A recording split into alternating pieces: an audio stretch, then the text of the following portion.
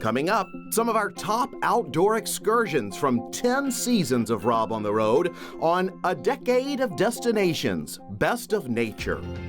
Experience celestial sights at the Community Observatory in Placerville. Oh my gosh, it's like a fire that looks like a ginkgo leaf. Right. It's so pretty. Yes, you're looking at the sun 93 million miles away. Plus, along the American River, a behind-the-scenes look at the one-of-a-kind Nimbus fish hatchery. There's an exciting experience waiting for you right here at the fish hatchery. And there's so much to do, and it's experiential, it's hands-on, it's interactive. Discover how California native animals find refuge at Effie Yaw Nature Center, where kids get a close-up look at our region's amazing abundance of flora and fauna. I've never seen an owl. Oh, period? How cool. Well, look closely into its eyes. Come here, Echo. This little girl wants to see you. Stay with me. Come here. What color are they, Loie? Yellow. Yellow. Can you see those big, pretty eyes? And meet the Lady of the Lotus, Sacramento's Daisy Ma, and this annual showstopper of blooming aquatic plants that draw thousands of people each year to Peace Pond.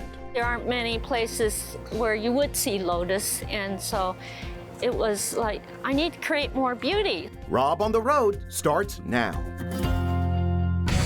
And now, Rob on the Road, exploring Northern California. We're so glad you're joining us as we celebrate 10 seasons of Rob on the Road. Nature has provided some of our most unforgettable moments over the past decade of Rob on the Road. The Golden State is a nature lover's dream come true, and Northern California has it all, from our rugged coast to our majestic Sierra Nevada mountains. In this episode, a nature sanctuary, a fish hatchery, even a place to look into space. Let's begin there at the Placerville Community Observatory. When you think of planetary sciences and astronomy, Placerville may not be the first spot that comes to mind. But since it opened in 2006, the Community Observatory has been providing free public access to explore the cosmos. Let's take an up-close look into the sky and meet some of the docents who volunteer their time to guide space explorers of all ages. It is one of Northern California's fascinating gems, and it's right here in our own backyard. It's the Community Observatory of Placerville, where you get a window to the entire universe.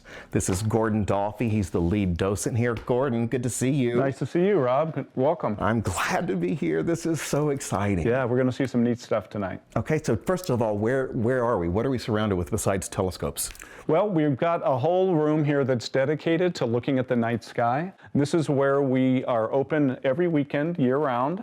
And this is where we show people the wonders of the universe. This has been a place where, as we talk about 100,000 people coming through here, you must see some really amazing moments on people's faces. All the time, and that's one of the joys of being a docent here at the observatory. We have about 40-ish of really dedicated people that are volunteers that are docents here, and there's not a night that goes by or a day when we're doing solar viewing when people who haven't looked through a telescope before don't gasp or shout out or say something like, wow, I never even knew what was visible.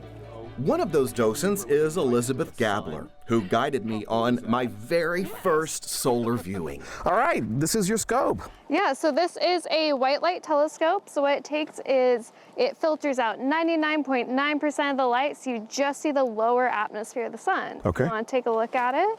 This scope looks really cool. We're looking straight into the sun. Mm-hmm.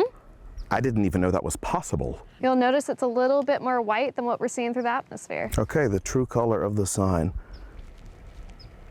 Oh my gosh. I thought it would be yellow or orange, but it's white. The yellow you see is from our atmosphere. So if you were in space looking at the sun, this would be its true color. Wow. And looking at the sun, I am 40 something years old and I've never looked straight at the sun. It's absolutely beautiful. How cool! Thank you. You're welcome. Very cool. Next, Docent Pat Grayheck invites me to look through a different telescope to see spectacular solar prominences comprised of electrically charged plasma looping from the surface of the sun hundreds of thousands of miles into space and back. Seeing this is breathtaking. I see it. On the side. Oh my gosh, it's like a fire that looks like a ginkgo leaf. Right. It's so pretty. Yes, you're looking at the sun. 93 million miles away. 93 million. 93 million. And it takes 8 minutes for the light to reach your hand. Unbelievable. That's how far it is. 8 minutes, wow. The sun and the moon are so spectacular, and I love how all of it is celebrated here and that you can get so close to our galaxy. That's right. Through the different telescopes we have, we look at objects that are both close by, like the moon, that's the closest one we look at, and we can look at objects that are as far away as other galaxies that are very far away. I've been to planetariums and seen things like that, but this lets you really be involved with the solar system. I mean, you can come right up to it and have an intimate look. No, I think that's a good point. It's not just about coming and then being quickly moved through here and looking through the telescopes. We try to engage people for the whole 2 hours that we're open each night, and we do it both through having them look through the telescopes, but also we have other docents that can stand around and explain what they're looking at and actually give them tours of the sky in our amphitheater outside. Wow, that's fantastic. This is such a unique space. I've been doing this show for 10 years, and this is one of the most unique things I have found. I think, if you want to escape kind of the day-to-day and all the different troubles and turmoils, come here and you'll really be transported to a different place where you can get a better appreciation for where we fit into the bigger scheme of things. It's pretty cool. Right, so if anybody's interested in coming to our nighttime programs, it's every Friday, Saturday, and Sunday night, from 7:30 to 9:30 during the winter, and from 8:30 to 10:30 during the summer. Now, your community events are fun, and they are packed, and people show up, and it's like a tailgating and telescope party. It is. It's a lot of fun.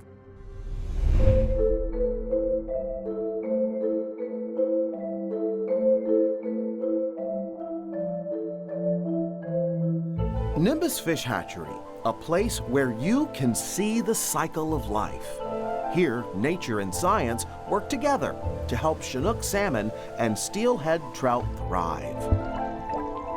Nimbus Fish Hatchery was established in 1958 to mitigate the impacts of Folsom and Nimbus dams on Chinook salmon and steelhead populations in the American River. Since then, millions of fish have navigated the fish ladder to the hatchery to spawn, and their eggs incubated for release back into the river.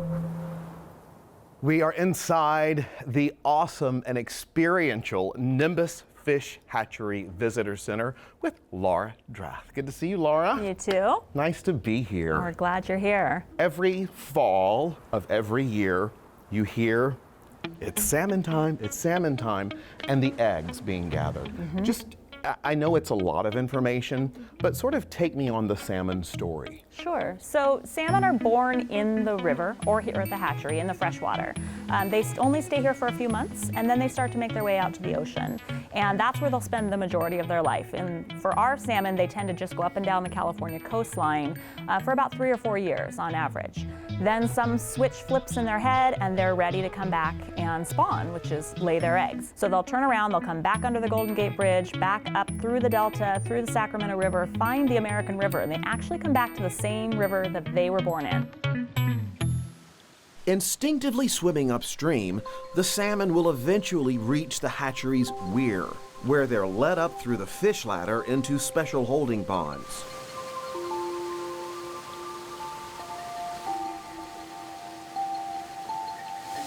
And then we will go through those fish and check to make sure that they are ready to lay their eggs.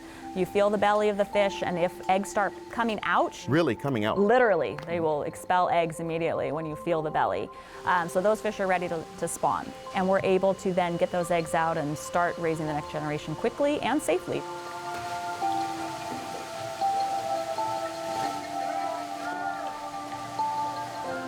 Okay, so we're gonna go downstairs to where the eggs are being incubated. Okay. Basically, once they've been rinsed off and they're fertilized, they're growing, they're gonna be put into these tanks, Oh my into gosh. these jars. They're so full. That whole tank is full. Yes. So we're gonna put the eggs in here from a lot of different fish, about 70,000 eggs in each jar. And each jar has water, American River water, upwelling from the bottom, spilling out the top so that they've got a constant circulation of water moving over them, keeping oxygen flowing over them so that they can incubate and grow. We actually have a very high success rate in hatching our eggs. So if you've got 70,000 eggs in here, we're gonna get probably at least 60,000 of those to hatch. Wow. Wow. That's amazing. It really is. Fantastic. How long will they be in here? For them to hatch out takes about 6 to 8 weeks depending on water temperature and conditions. After about 4 months being raised indoors, the baby salmon are moved into the hatchery raceways. The salmon only stay in the raceways for a couple of months, and then they are at about 6 months old. They're ready to start migrating out to the ocean, and that's when we'll put them back into the river. As you soar above this amazing place, you see gorgeous, gorgeous rushing waters. You see the dam. You can see fish in clear water. And that really helps explain everybody's importance and role in nature, because you see how it all weaves together. It's wild. Yeah, our job is to make sure that these animals survive and that we provide the habitat and the conditions that will allow them to survive into the future. And we're always refining what we do. We're always trying to improve our methods, our methodology, our research behind it. We want to make sure that we're using the best science at all times, but it's always with that goal of sustaining these resources for the people of California. As I look around this visitor center, I see fish staring at me, and it's really, really cool. This is an interactive room. This is a salmon egg development display. It walks you through it, and then you walk right outside, and it's real life. You don't see that very much. Yeah, well, our goal here is to kind of take people through the experience of the salmon. So when you enter our visitor center, it's as if you're coming out of the ocean and you move into the river, and we've got some of the habitat, the predators, the kind of things that the salmon would experience. So you can kind of imagine yourself in their world here for a little bit. You're just minutes from the highway, from downtown Sacramento. There's this huge annual migration of wildlife, and you can get within a few feet of these wild animals and watch them doing their thing. They're doing what salmon do, and you get to experience it up close. That's cool. I love that. I absolutely love that.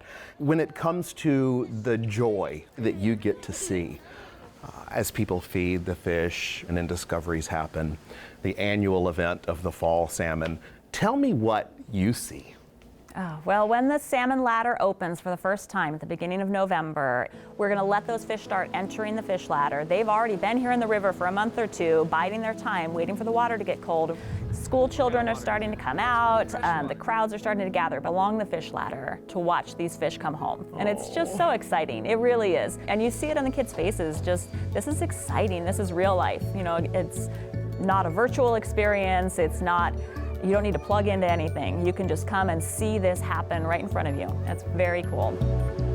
I have to say that it is impossible to be around you and not be amazed, because you're incredible. So thank you, Laura. I appreciate it. Pleasure. What a joy Thank you. to be here with Laura Draft at the Nimbus Fish Hatchery. You gotta check it out. It is super cool, and experiences await you.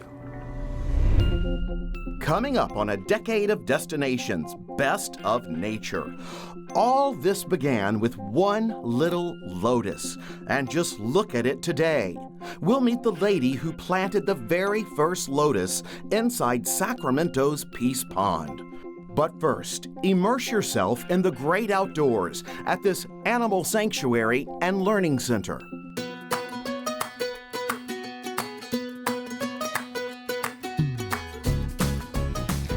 I am endlessly fascinated with exploring Northern California, and where we turned off of the road today is one of the reasons why. We are at the Effie Yaw Nature Center in Carmichael, 100 acres of beauty and animals.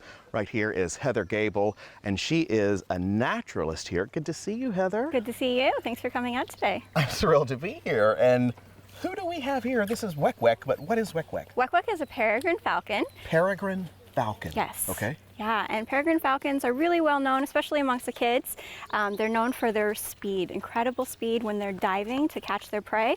They can go up to 240 miles an hour. Oh my goodness. Unfortunately, Wek Wek isn't capable of that speed anymore because of her injuries. They come to us after they've been through rehabilitation process and it's been determined that they are non-releasable. From a bird rehabilitation facility. Exactly. Yeah, she came from the Lake Tahoe Wildlife Center and she was found shot. She was laying on railroad tracks. Oh, but she's thriving here She at is Effie Yaw. doing great. She's wonderful for us. All right, so many other animals are as well. We got a lot to see and to show you about this wonderful place, so let's hit it. All right. And let's take Wek Wek with us for the second. Okay. The animals you're about to see are California natives. They came in with injuries, were healed, and then brought here to live since they can no longer survive in the wild. That means all of us can come here to learn about these magnificent creatures.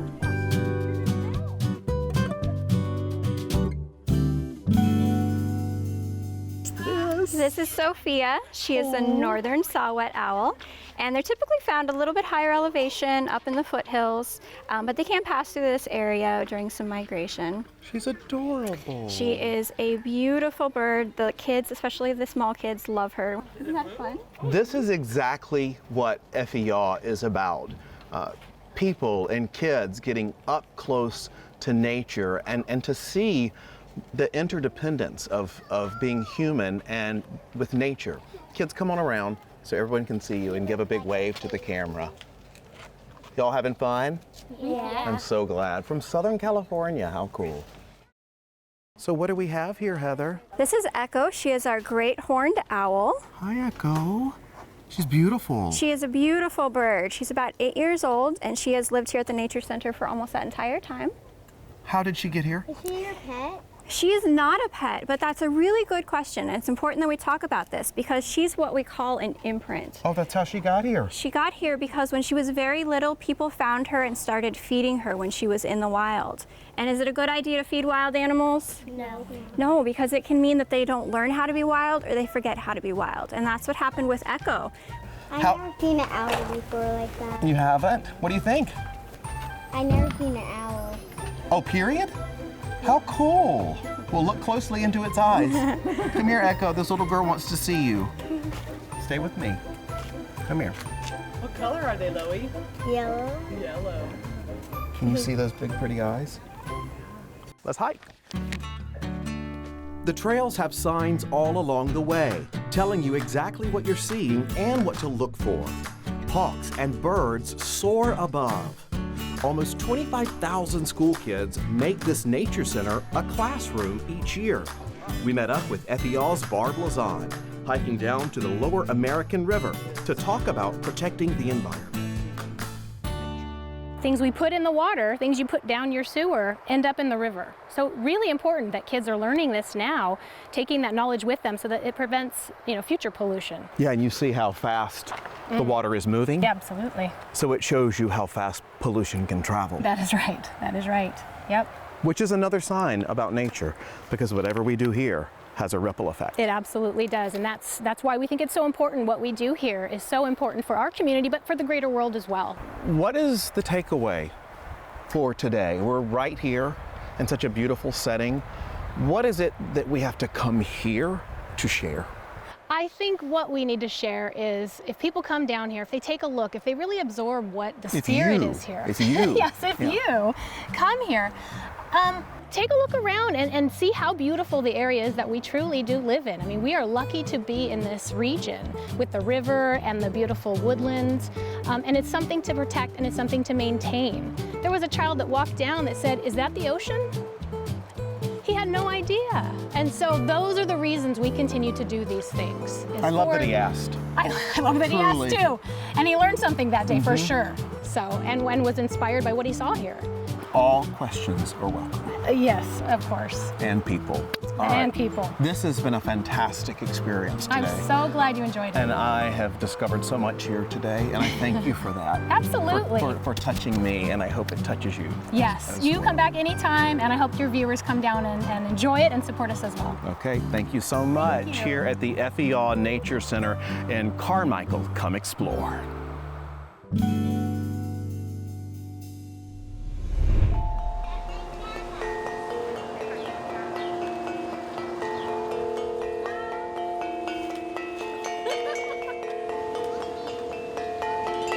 This is spectacular. Yeah, it's something you won't see anywhere else but Asia. Tell me exactly what we are looking at. These are lotus flowers. Yes. But what all are we seeing? Well, this is a lotus plant that used to live in a planter about maybe 15 years ago that was protected by a cage so that the ducks wouldn't consume it, because every part of this plant is edible. The leaves, the seed seeds, pod. the roots, and it's an ancient plant from Asia. They're stunning. They're exquisite. You may have noticed that Daisy said a lotus plant.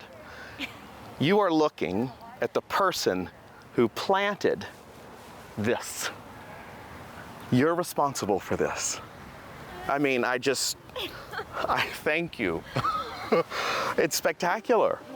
It's become a place where people are drawn to. You know, families come, and older people who normally don't come to the park come to see the lotus. We've seen many out here today. Yeah.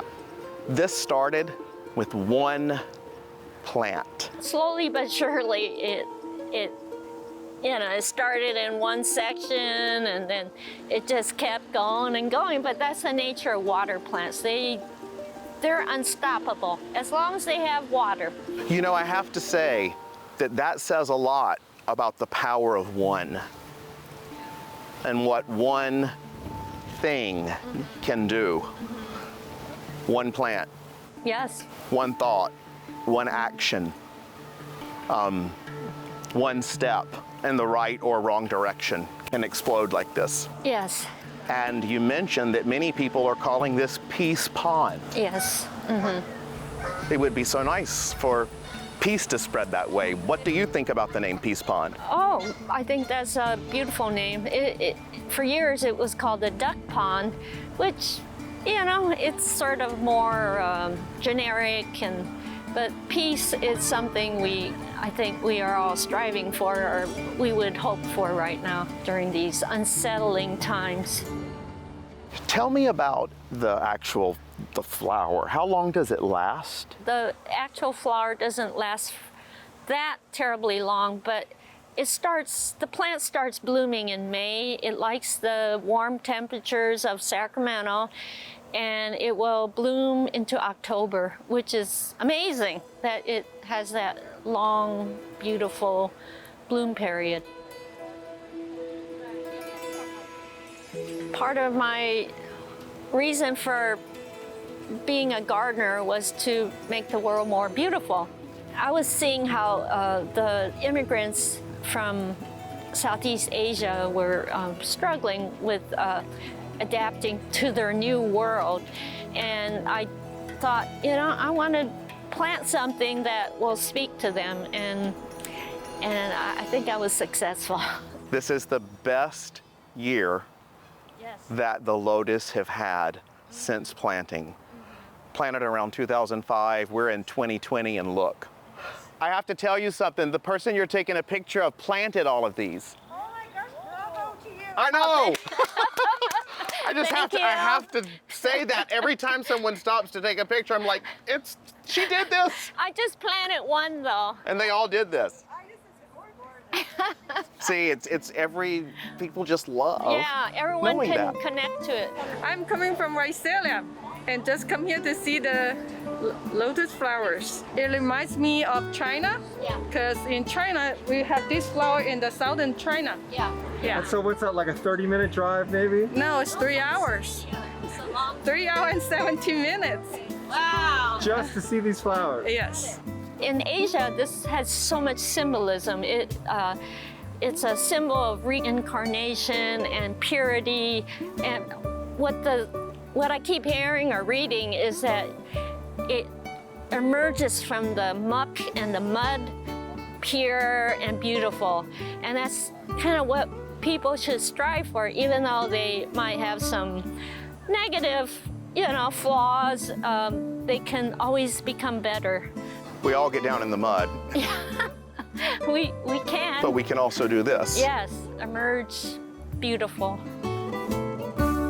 What does the lotus mean to you personally? It was kind of a present for me to the community to grow it. And there aren't many, like I said, there aren't many places where you would see lotus. And so it was like, I need to create more beauty. So I think that helps our society. I would like to ask you if you could speak for the lotus flower. What would you say? To me, it connects us kind of to the way past, in that we could have something that is so ancient and primordial living here and thriving. So that gives me a little bit of hope that, our world hasn't been so inhospitable that we can't grow something so ancient. And beautiful. And beautiful. Thank you, Daisy. It's my pleasure. I'm forever grateful for you. Yeah. Well, I'm grateful to be able to speak to you today.